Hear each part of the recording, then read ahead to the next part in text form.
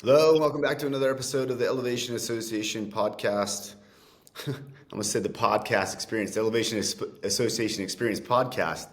Um, It's an experience being on this podcast as well. oh So man, either way. just saying it is an experience. Well, I'm your host. We are your hosts, Dr. Jared Hale and Dr. Dan Nelson. Jared, you ready to do this? Yeah, it's gonna be great. We'll continue our conversation a little bit from last week and just continue to talk about some strategies to make your life better, to elevate your practice and elevate your life. So this one, I think a couple episodes ago, this struck a chord, especially when you were presenting, down in Park City in Utah, about burnout. And so I think this will resonate with Christine, because Christine's listening to this. So I think she's the only one listening to this. So Our listener, yeah. So enjoy this, Christine. I think Christine. we said we would give a shout out to her today. Yeah, I'm actually, this is right up my alley as far as like interest and a little bit of fascination, because it delves into some psychology, which I love, and it goes into we're going to talk a little bit about blue zones, which is that was a presentation that in a CE class that Ryan Passy, our partner, taught. He's taught it at a couple of places, and it's pretty stinking interesting what the data that's come from the studies, these blue zone studies, and then of course your information, the stuff that you presented on. I think that we touched on a lot of it, or some of it, not a lot of it, but some of it the other day in the previous episode. But I think there's a lot more to be shared there. And so, yeah, I'm just pumped to get into this and to talk about it a little bit. And really what we want to address today is, again, combating burnout. It's just becoming so prevalent. It's a challenge within any workspace, but especially within dentistry, just because of isolation. Specifically, that's what I want to talk about a little bit today is the fact that dentists are so isolated. It's changing a bit. And I think that that's one of the things that's so alluring about going to work for a DSO or a group practice or whatever, is that you're not alone, but there are those docs out there that still want to maintain autonomy. They want their own practice. And we know several friends and EA members that practice alone and love it, but they still are like, yeah, it kind of sucks to be alone all the time, and I think that it's like, well, how can you be alone when you're surrounded by your staff and, patients and stuff? And it's interesting, right, that you can feel isolated and alone when you're surrounded by people. And we'll kind of jump into that a little bit as well. Yeah, it's a good distinction between autonomy, your own practice and controlling that, versus isolation are two very different things. Isolation, like you talked about, is like that's the breeding ground for burnout, right? And then connection really is the antidote. So we'll talk about that today. I've got a little bit of research from the Harvard Business Review that I want to talk about as well. We'll touch on today regarding some vacation, recovery, connection, how all that combats burnout as well. The blue zones talk about your overall health, your physical health, your mental health. All of that is fun to talk about, and it helps with recovery. So it was interesting. A little while ago, we had an associate, and I was between patients. I was looking up vacations, and she made me feel guilty a little bit for, oh, you're just sitting, you got your head in the clouds, dreaming about going on vacation all the time. And I was like, yeah, that's right. That's part of my recovery strategy. That's what I do. And so I'll talk a little bit about the importance of planning a good vacation, what that means, and overcoming isolation or burnout for that. So I'm excited to kind of dive into some of that stuff. Nice. Yeah. Cool. I want to start off, I want to kick us off with some data. We love data, right? So what are some of the implications of isolation, of feeling isolated, and how is it possible to be isolated when you're surrounded by people, right? So I'm going to start off talking about that. So how can you be isolated when you're surrounded by people? How can you feel isolated or lonely when you're surrounded by people? That's actually, they say, maybe the worst kind of lonely is when you are surrounded by people but feel like you're by yourself. It's very dangerous. In some ways, it comes across as feeling ignored, which is not a good thing. And so people that are surrounded by others but feel lonely or isolated, it's typically because of a couple things. It's either a lack of common ground, a lack of common interests, but a lot of times dentists feel isolated or lonely because they don't have anyone that really understands their situation, or what they're dealing with, the challenges that come with the profession, the challenges that come with practice ownership, and they end up not having anyone to collaborate, commiserate, or just to bounce ideas off of. And that lends to a sense of loneliness, a sense of isolation, and can lead to some really bad consequences. Some of those things include, because obviously the first one that everyone's going to think of is an increased risk of depression and anxiety. So that's pretty obvious. Some of the ones that are probably less obvious are the cognitive decline that can come from that, especially as you get older. People that are socially isolated or feel isolated, they're at a much higher risk for dementia and Alzheimer's. And there's usually a lower self-esteem. People that are isolated or feel lonely have a lower self-esteem. They feel have less self-worth. You see where there's more stress. I mean, that's kind of a given too. Like, oh yeah, I'm going to be more stressed out when I'm by myself. But some of the other things that are interesting, there's higher risk for heart attacks, higher risk for high blood pressure and stroke. There's weakened immune function and higher mortality rates. And we already have a high mortality rate. We're one of the leaders of suicides, which is horrible within our profession. So these are all like some pretty crappy things. And then you stack on top of all that stuff, poor sleep quality, higher risk for substance abuse. There's usually some type of unhealthy coping habits. And so these are all contributing to a negative impact lifestyle, right? So, man, there's a lot that goes into just so much more than just, oh, I feel lonely or I feel isolated. So it's a lot more complicated than one would think on the surface, right? Yeah. So the loneliness, you talked about this. It's not the absence of people, because we're surrounded by people all the time. It's the absence of being understood. Like you talked about, somebody who, being part of a tribe or a group of people, like-minded peers that give you, language, validation, momentum, right? These opportunities to recover, to say, I understand how you feel.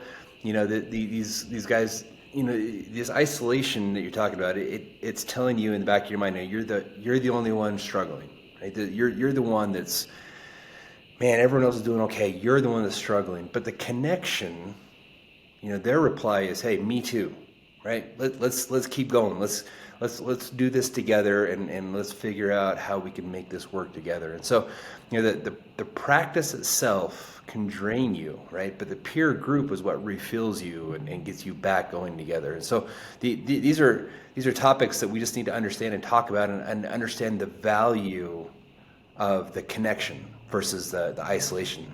That's gonna, we suffer in silence. We do. We don't like to talk about it. We don't like to show the weakness. We don't like to have that vulnerability.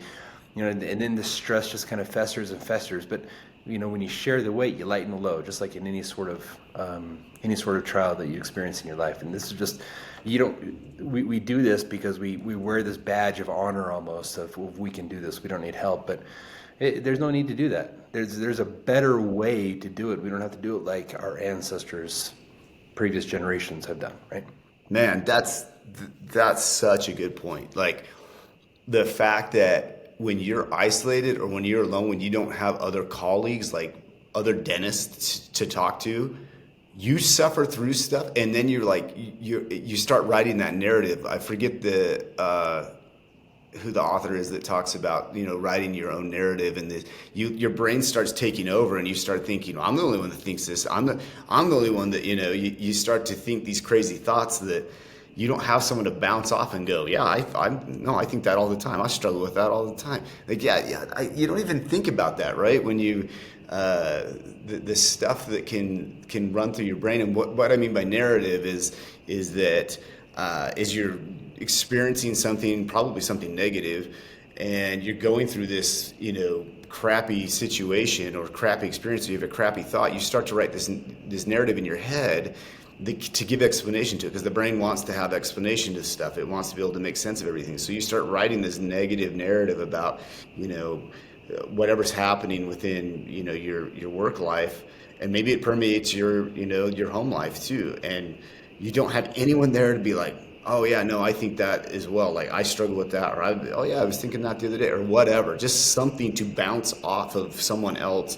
to be able to either, confirm or, deny that narrative. And so, man, that's a really, really good point, because you're left to your own thoughts, which can be bad. Yeah, totally. It's one honest conversation. We talk about being vulnerable. It's just one honest conversation, I really think, can do more to prevent burnout than like a year of like white knuckled endurance. We often I'm gonna bury my head. I'm gonna dig in. I'm just gonna do it. Yes, we have to work hard, and we're all high performers, right? But the problem is the high performers who isolate, who don't have this connection, they eventually stall out. Those who collaborate, they actually elevate and do better. And it takes a little bit of for me anyways, I don't know about everybody else, but for me it took a little bit of a humbling mentality to just take a step back and be like, oh man, this is actually what's going on. This is why I'm feeling this way. And it took me a while to figure that out. And once I did, I was able to work through some of these things. And that's why we exist, is to create these opportunities to collaborate, for this social connection. And people like to throw us in the coaching realm, and where and we do we help practice, we help elevate practices. We also do provide an incredible service of actually just providing connection for other dentists as well, providing opportunities for them to step away, to have these conversations, to understand that, like, dentistry is clinical, right? Burnout is emotional. Right, and then the way to fix that is the way to heal from that, and get better, is relational. Create these relationships, connection. There's a lot of research on that. Study as far as the 5 regrets of the dying. These connections are so important that we get stuck with these other goals in mind, and we forget about it, and it's really easy to not have those connections. So yeah, so we can talk about some strategies for that too, which is pretty cool. Yeah, right off the bat, so let's jump into the spoiler alert. The answer to the question of how do you avoid feeling isolated and feeling lonely is connections, right? And having good connections and having meaningful connections. And that doesn't even have to be, the power of, they've done studies that show the power of even having, like, someone having a pen pal. So they're not even connecting like face to face, which is way more impactful. But just having a pen pal, someone that they are now connected with, is huge, and it can have such a positive effect on someone's life. So imagine, what having actual like discussions and face-to-face relationships with, and going out and doing things that you connect with, and that's something that people don't think about, is that if you share common experiences. So if you go in child psychology, it's interesting. They show phases of friendship, right? And so as you're a little kid, basically friendship comes by way of proximity. So if you ask the little kid who their best friend is, it's usually someone that's in proximity, or they're around a lot, and that's it. There's not a whole lot more than that. As you get older, it starts to be built and based more on shared experiences, and then not just shared experiences, but shared positive experiences. And the human brain starts to dissect, I didn't really have a great experience here, this person's not my friend. I had good experience here, this person's my friend. And when you're a little kid, shared experiences can just be playing together, right? But as you get older, that psychology persists as we become adults. And so we base a lot of, this is on top of compatibility, because friendships are built and connections are built on compatibility. I'm not even talking about dating. I'm just talking about connections in general. So just with friendships or even professional relationships, they're built on obviously common ground, compatibility, common interests, but it doesn't always have to be common interests. What it can be built on a lot of times is shared experiences. And so as people go through life and they share experiences, this is why people that are from completely opposite walks of life, when they serve in the military, especially if they're deployed together, I think a lot of people watch Band of Brothers or at least know of that kind of stuff, or Black Hawk Down or whatever. And these soldiers, having been in the military myself, I always had super posh, like low key, short term deployments, so I didn't have to go do anything crazy. But still, the people that you go and do this stuff, especially the ones that have really difficult experiences, they form a bond and a connection that is lifelong. It's called Band of Brothers for a reason. And if you talk to anybody that's been deployed, especially in a combat zone, even if they didn't see combat, just talk to them about the connections they have with their fellow soldiers, and they'll tell you, that it's something that's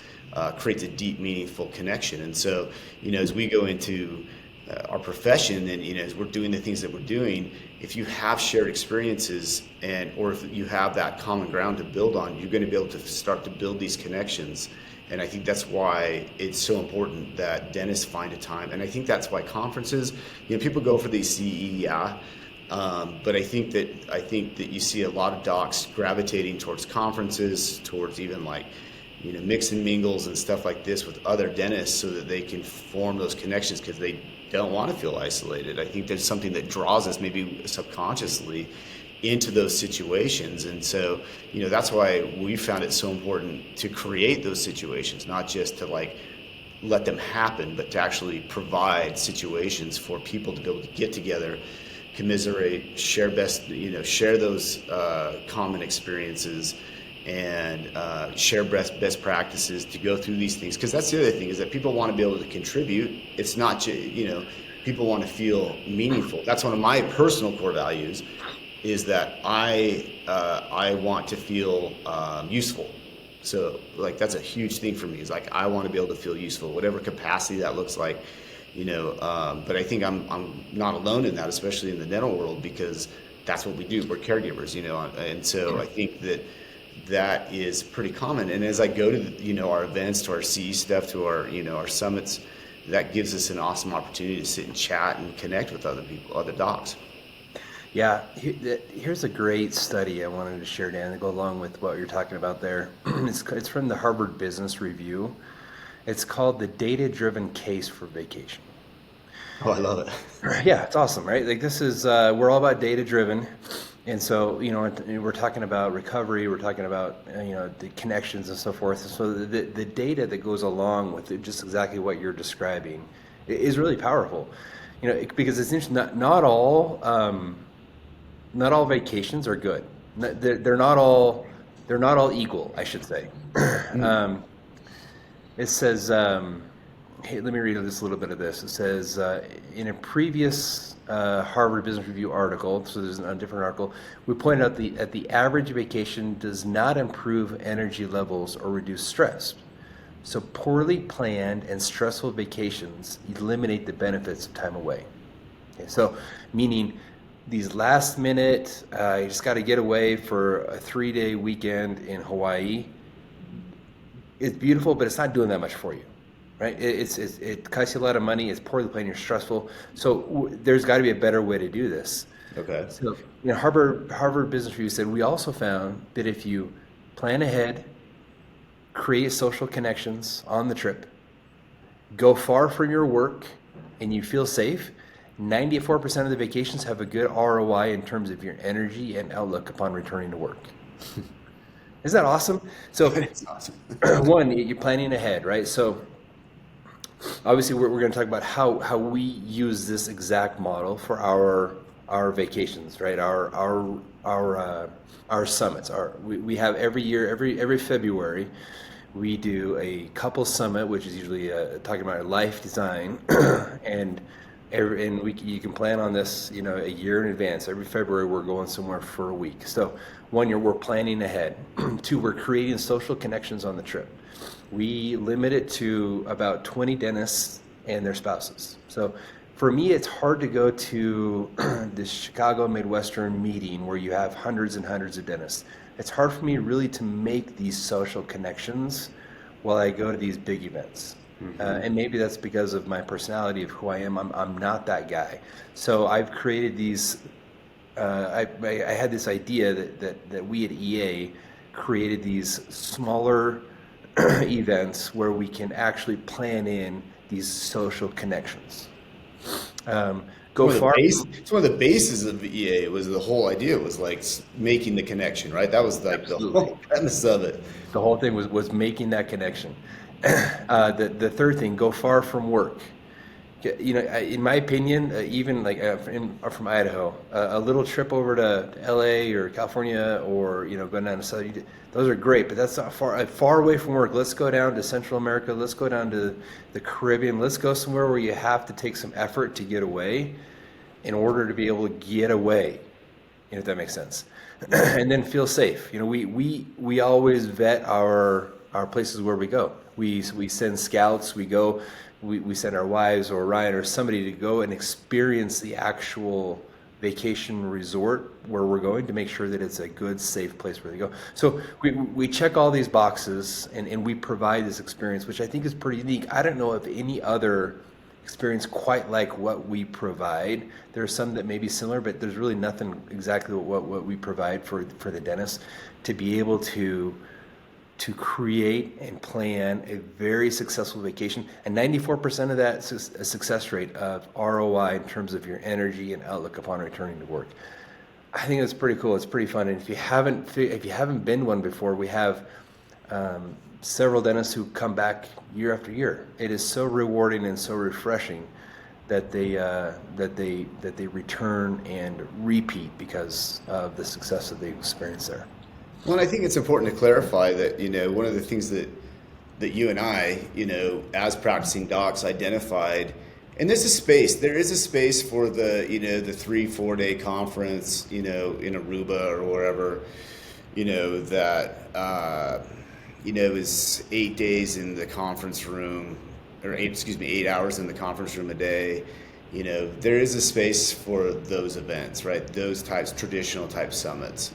But that's not for our space. Our space is more about heavy on the vacation, heavy on the connections, heavy on the creating those interpersonal relationships, and focusing on these are in couples retreats as well, which is important because it's not just about connecting with your fellow professionals, but it's also about connecting with your significant other, right? So bringing your boyfriend, your girlfriend, your spouse, whoever it is you're taking with you, and having that time to connect as well. So we build in a lot of personal time into these events where, they're a little CE light compared to, somewhere you can go and jam out, 32 credit hours in a week, but we're still offering, quite a bit of CE, and then to go and do cool, stuff. We've done surf camps, we've done scuba, we've done snorkeling, we've done jungle tours and jungle adventures, a lot of cool stuff that gets you off the beaten path and gets your mind unlocked from the workspace. And I know that's something you talk a lot about, is that for you feel like it takes a couple of days, right, to really get into the vacation groove of things. Yeah, absolutely. Yeah, I just got back from a week at Lake Powell. We do that every year as well. And it honestly, it takes 3 days before my mind will start to allow me to sleep in and allow me to just be okay to rest, to take a 30-minute rest or nap of not doing anything, and just to sit and talk and grab a floaty and go float and learn how to reconnect again without being quote unquote productive during that time. We've tricked ourselves into feeling like we have to be productive. We have so many devices, so many apps, so many opportunities to be productive that we trick ourselves to thinking that we always have to be productive. And it takes me a couple days, 2 or 3 days always, for me to do that. And I don't know if everyone is that way, but But I find the magic usually happens in the mid to the end of week when I'm able to actually connect with people. You know, those are One of the advantages of being an ADHD kid is that as soon as I hit the plane, my brain's gone. But I also don't like get excited on the build up for things like I should. Like I know some people like really get pumped up for the build. I'm so excited for this thing, and I'm like, okay, yeah. Even Christmas, I'm like, yeah. But then come the morning, I'm the most hyped up kid in the classroom. I'm all sorts of pumped. So yeah, I'm built a little bit different that way, but I think there's people probably on both ends of the spectrum and probably in between. But yeah, I think for some people it really does. It takes a hot minute to kind of unlock the brain from the workspace, like to let go. So, and I mean, we've seen people that can't let it go. They're still taking phone calls. They're sitting down on their computer. They're still working. It's like, okay, which, I get it. It's a CE event. There's probably some time for that. It's probably okay. But at some point, you got to let yourself relax too. Yeah, no, absolutely. The greatest breakthroughs that you're going to experience, are not going to come in moments of isolation. Yeah, yes, you need some time to think, right? You need some time. I need some alone time to think. But Yeah. the greatest breakthroughs that you have don't come with solitude, I should say. They don't come with solitude. They come with solidarity, right? So we're working together, you're brainstorming ideas. One of my favorite days from this last trip was when my brother and I just sat down and we just talked about ideas of what to do in the future. And most of them are harebrained, dumb ideas, but it gets your brain thinking and excited. That is, we teach this life design course, and you have these, you create all these future options, these odyssey journeys, if you will. And when you're doing the exercise, you think this is so dumb. This is not real. I'm not going to do this. And it's true. You're not going to do that crazy, really one crazy idea, but you may take a component of that or one aspect of that, and you may say, now this I can grab onto. Now this is an idea that now I can use maybe to build off of and go off of this idea. So those, if you never take time away to do those, if you can never afford, and I get it, we're practicing dentists, right? I get it. If you can't afford to do those, then you're just going to be stuck in this perpetual hole of isolation, and you're Yeah. never going to really get any traction and pull yourself out of it.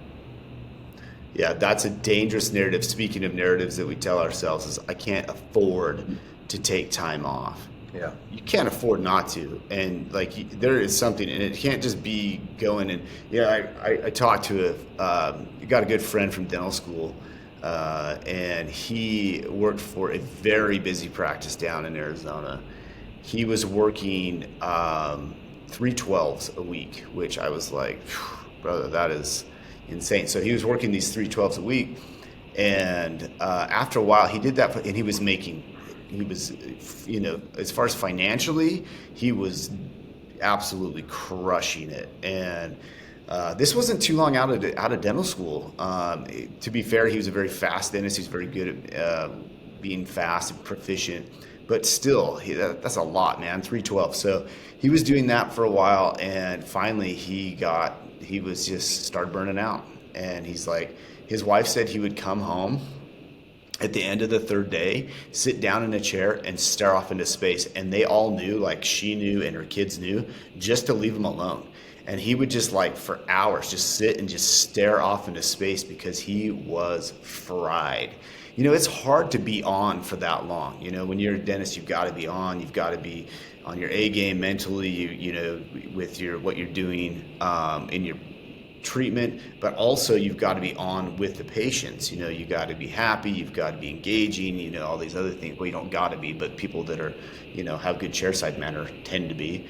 And yeah, he just got smoked. And so he got to the point where he was financially fine, and he's like, you know what, I'm taking a sabbatical. He told, he had a little bit of ownership in the company. He told some of the other owners, he's like, guys, I'm done. He's like, I am not going to make it if I don't do something. And so he stepped away and literally walked away from his practice with the contract kind of dangling. Is he coming back? Is he not? Don't know. And he flew, him and his whole family flew down to Patagonia. Yeah. And their whole plan was to just go all the way up from Patagonia back to the United States. And they started on this incredible journey of like, he was like, I got to refine myself. I got to get recentered. I got to connect with my family again. I got to like, just recover. And COVID ruined his trip, but you get the idea, right? Like, I mean, is that an extreme case? I don't even know anymore. I don't even know if that's an extreme case anymore. But it does illustrate, just how severe it can be, right? Yeah, it's sometimes, I think sometimes maybe people are listening to this and thinking, oh, isolation maybe isn't my issue, sometimes it's hard to identify what that issue is, and you definitely don't want to get to the point to where you're coming home and zoning out. But I think maybe if you come home every day and you're like, I'm so tired, right? I'm exhausted, right?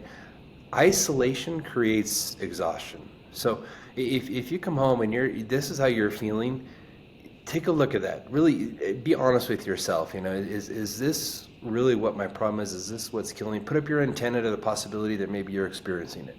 I think that's the first step, and people need to do, because it can be hard to detect, because you're in this exhilarating role of growth and this CEO role, this owner role and every other role. So there are parts of it that can be exhilarating, but if you're constantly exhausted or coming home, just think about it. Is isolation my problem? Is this an issue? Am I connecting with these other people?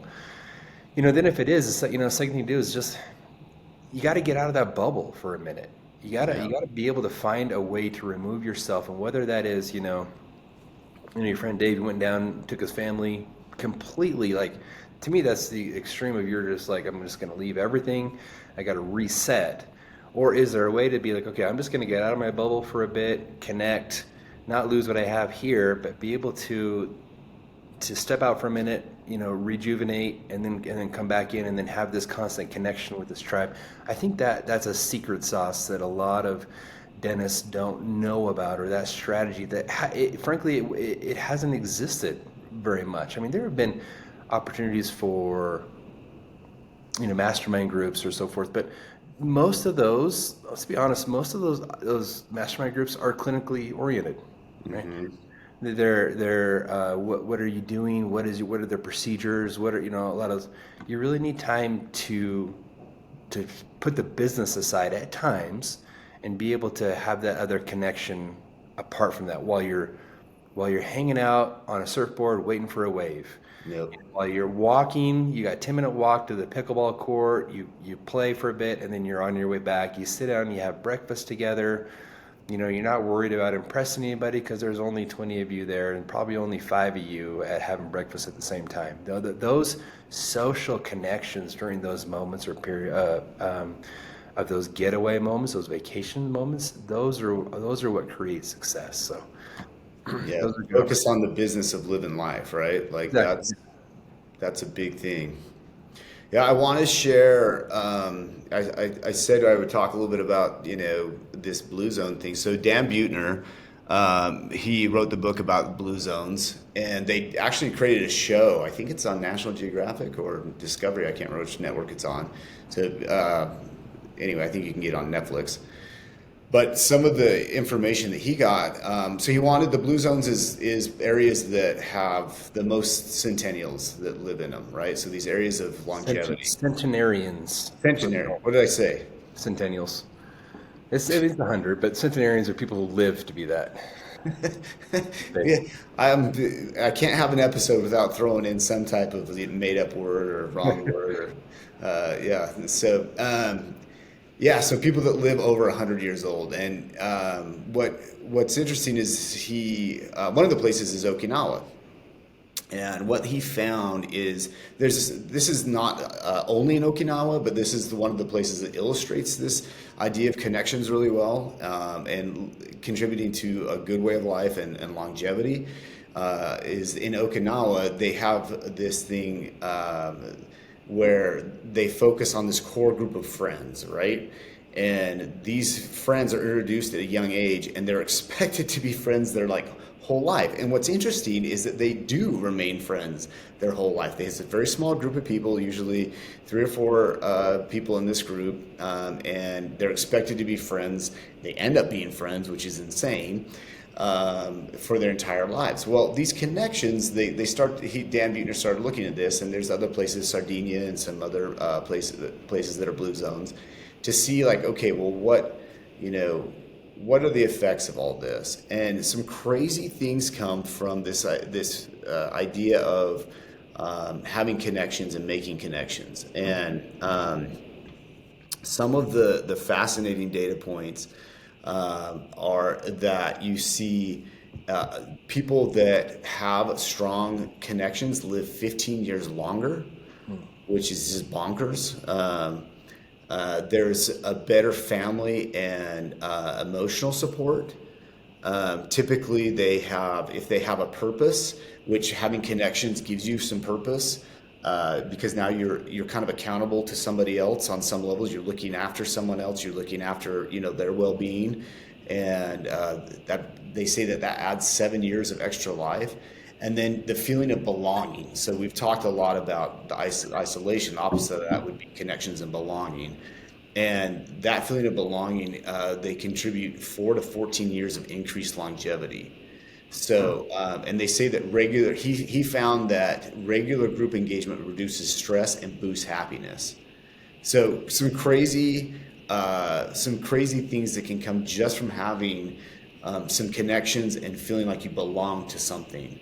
So these are huge psychological buffers, right? So rituals, shared values, being a part of something bigger, protect against existential despair, and give people a psychological buffer through rough times.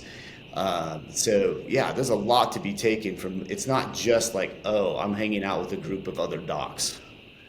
No, yeah, it's the longevity, these centenarians, the longevity of the experience isn't an accident. It's a lifestyle. Yeah. It's purposely driven. They're not chasing youth, right? They cultivated these habits that really honored life and who they are. Like you said, their friends, what they do, their sense of purpose. Like, it's funny, the secret that they have, that they've shared, it's not a pill, it's not creatine, it's not amount of protein. What? It's not creatine?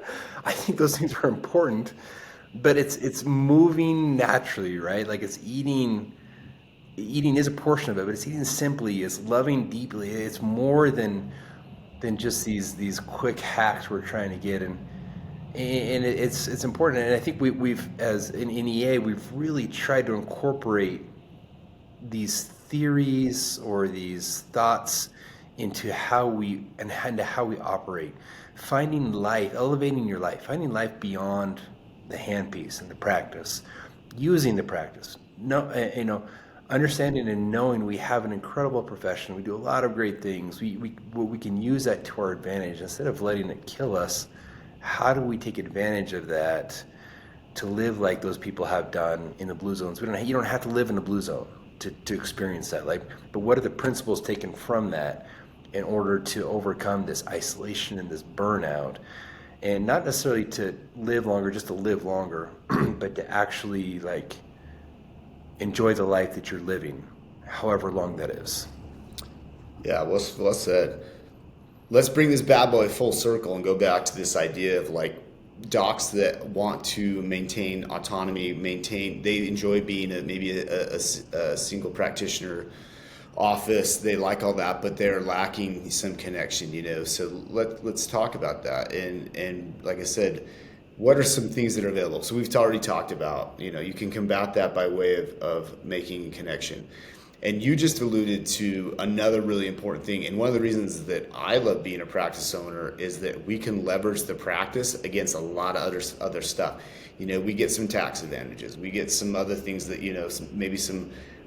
the practice provides some perks because we are owners. We can, move and leverage the practice to do some things. And one of those things and again, we designed our summits, especially the Life Summit, the couples retreat.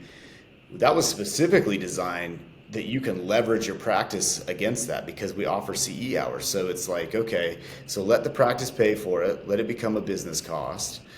Chalk that up to, all right, I'm not gonna have to worry about this on my personal expenses, and come in before taxes, and come and enjoy a week of relaxation, connection, rejuvenation, purpose, and find a tribe. And so maybe it's not us. Go find somebody that you can connect with. There's not, honestly, like for this type of stuff, it can be hard. It can be tough because, like you said, sometimes the study clubs or the mastermind group, and there are some really awesome mastermind groups out there. But some of that maybe isn't scratching the itch like it needs to. Maybe it's not giving you the level of connection and purpose that you need. But go find something. Go find something. Keep your practice, maintain it. Let's keep the private practice viable. But, get something to where you're connected, where you're contributing, where you feel like you've got purpose and meaning, and that you can go and just like recharge the batteries. Yeah, absolutely. I think it's awesome. There's so many opportunities that for dentists have to elevate their practice and elevate their life. It's been awesome conversation. If you want to find out more about us and kind of what we do and some solutions maybe for you, go to elevationassociation.com. Reach out. It doesn't matter what stage of practice you're in. Some people are looking for practice help, like actual organization systems, productivity, opportunities in their practice. We help people do it all the time, and that is one of the main things we do is get your practice on track. Maybe you're at a stage of life where you feel very comfortable with your practice, and you're just looking for some sort of connection. You want opportunities to get away, these CE events where you can get away with your spouse or significant other. You want to create these connections, overcome this isolation and burnout. Or maybe you're just like at a point of your life and your career where you're ready to give back. You're ready to be so grateful for everything that you've accomplished and given. You're ready for an opportunity to give back. We have our Dental Legacy Foundation, which is our humanitarian project we have as well. You can get involved in lots of different ways. Yep. Also great for combating burnout. Huge. That's huge for getting burnout. If you're looking for any of those opportunities to be part of the tribe, we have we've got a great tribe. We already have a lot of members who are just incredible human beings, and reach out to us, let us know. We'll set up a little discovery call, see what you're interested in, see if we're a good fit for each other, and then from there we can go in whatever direction we feel like we both need to go into. So I'm pretty sure there's I don't know for sure if there's a study, but I'm pretty sure there should be a study that shows that the smartest dentists go to elevationassociation.com like frequently. And the other thing that we have, all joking aside, not joking, is we have a community online as well. It's called School. School is not our proprietary thing. It's actually built to be a community and to go and connect with others. And so we'd we would love to invite anybody to come and check that out. There's CE on there, there's forums, there's chat, communication points. So the fact that we built that in as well to keep the conversation flowing and the interest people have thrown up. Sometimes it is clinical, sometimes it's life, sometimes it's a legacy question or whatever. But there's a great forum there to be able to go and just connect. Find some purpose, find some connection there as well. So we really are trying to create something that's not just 3 inches deep. We want something that is meaningful and purposeful and allows people to really feel like they're part of the tribe. Yeah, we love the mountaineering imagery. We use that in all of our climbs. We're all climbers. We're all trying to summit some sort of mountain. And we really feel like every climber needs a base camp. You need a place where you can rest, a place where you can recalibrate, and EA is that base camp for you. It's a place where you can, recover, recalibrate, and just rise, start to rise again and start to summit again. So reach out. Love to have you. Thanks, Dan. Great episode. Awesome podcast. Look for us next week. It'll be something awesome. Okay. See you guys next week.